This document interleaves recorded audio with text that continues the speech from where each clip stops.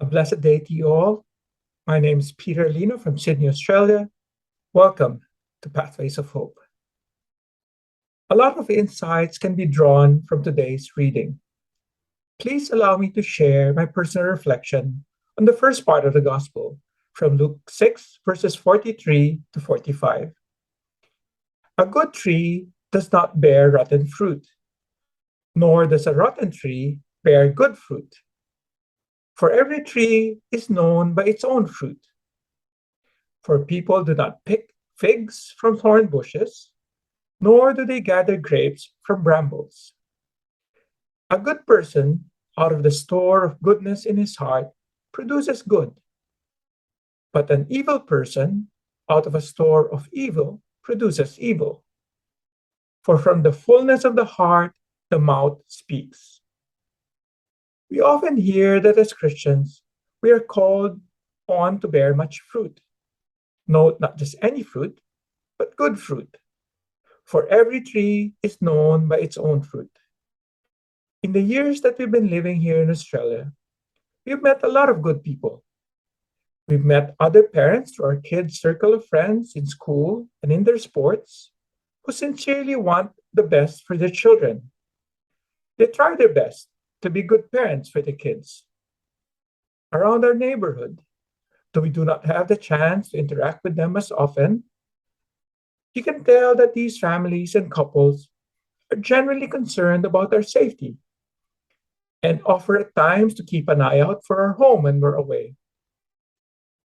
In our workplaces, it's not uncommon to have colleagues who would gladly offer help when faced with challenges at work, or those who would just cheer you up when things are not going as planned.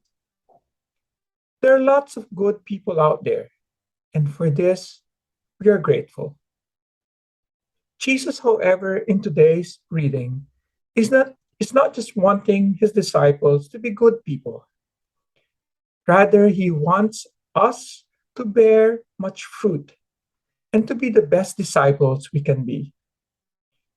In my own faith journey, there are times when I find myself being content with good enough. I have already given so much of my time serving in my community or the parish.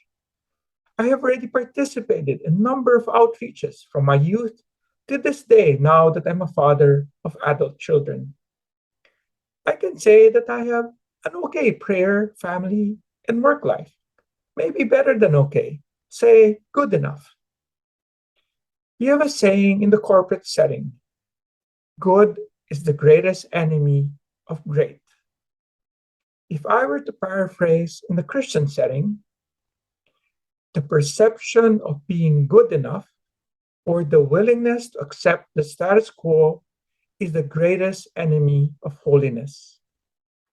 The call for us Christians is not just to be good, rather to be holy. To bear fruit is to be Christ-like. Key to holiness lies in what we store in our hearts. Out of the store of God's love in our hearts, produce holiness. From the fullness of our hearts, not only will our mouth speak, but also will our very lives mirror God's love, kindness, generosity, and mercy. My dear friends, don't be satisfied with good. Aspire for holiness. May you all have a blessed day.